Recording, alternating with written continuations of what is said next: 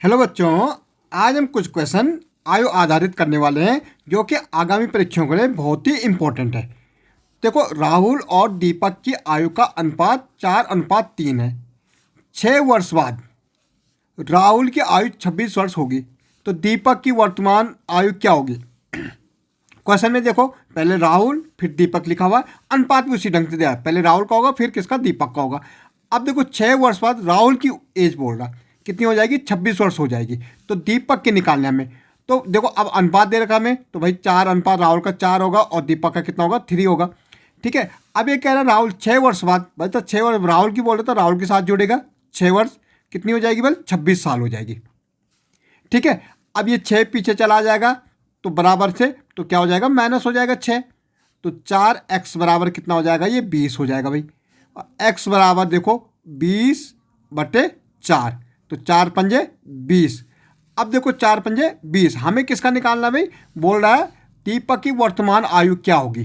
तो दीपक की क्या दे रखे, 3x है, तो x तो हमारा कितना आ गया, 5 आ गए, तो 3×5 कितना हो जाएगा, 15। तो दीपक की कितनी हो जाएगी वर्तमान आयु, 15 हो जाएगी, जो हमारा बी वाला करेक्ट आंसर होगा। ओके, ऐसे हमारा नेक्स्ट क्वेश्चन है, क्या बोल रहा, विमल और अरुण की आयु का अनुपात 3 अनुपात कितना है, 3:5 में है। इनकी आयु का योग 80 है भाई। दोनों की आयु अगर हम क्या कर रहे हैं, योग करें तो कितना आ रहा, 80 आ रहा। 10 वर्ष बाद उनकी आयु का अनुपात क्या होगा भाई, 10 साल बाद उनकी आयु का अनुपात होगा क्या। पहले तो हम देखेंगे कौन है, विमल और अरुण है, तो उनका अनुपात कितना देगा, 3, एक का 3x है, एक का कितना है 5x ले लेते हैं हम, जब भी अनुपात में दिया तो x लगा लेते हैं। अब दोनों को जोड़ेंगे, 3x + 5x, तो कितना हो रहा भाई, 80 हो रहा। दोनों का आयु का योग 80 भाई, दोनों का आयु हमने दिया 80 आ रहा। अब 10 वर्ष बाद उनके आयु का अनुपात क्या होगा। अब पहले तो 3 और 5 कितना हो जाएगा, 8 हो जाएगा, और ये कितना हो जाएगा, 80। ठीक है, तो x बराबर 80/8, 8 10 है कि 80। ठीक है, तो x बराबर हमारा कितना आ रहा, 10 आ रहा। देखो एक का 3 था, तो 3 गुणा गया 10 कितना हो जाएगा, 30 हो जाएगा।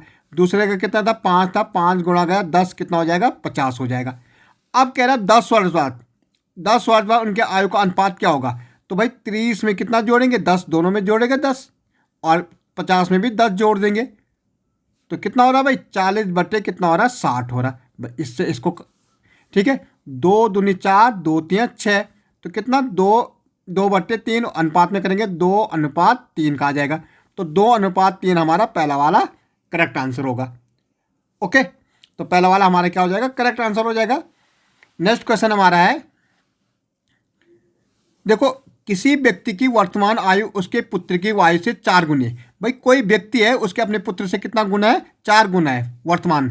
ठीक है, 20 वर्ष बाद, अब 20 वर्ष बाद दोनों की उम्र बढ़ेगी भाई, वह अपने पुत्र की आयु से केवल 2 गुना रह जाता है। अपने पुत्र से कितना रह जाता है, 2 गुना रह जाता है।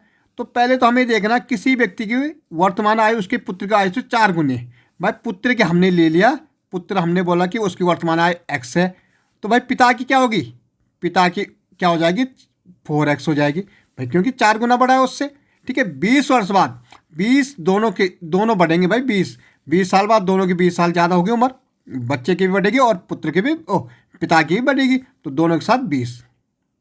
लेकिन 20 साल बाद वह क्या कर रहा, अपने पुत्र की आयु से केवल 2 गुना रह जा रहा।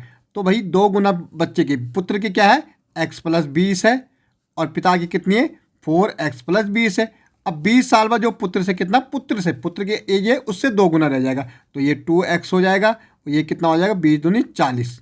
ठीक है, बराबर 4x + 20।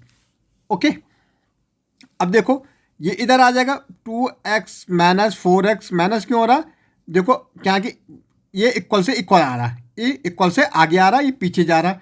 तो ठीक है, 20 और ये पीछे जाके -40 हो जाएगा, तो यहाँ -2x हो जाएगा और यहाँ -20 हो जाएगा, तो माइनस से तो माइनस कट गया।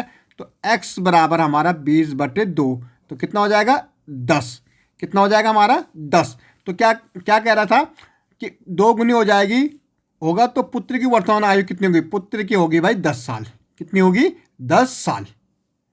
ओके, तो ये पुत्र की वर्तमान आयु हो जाएगी।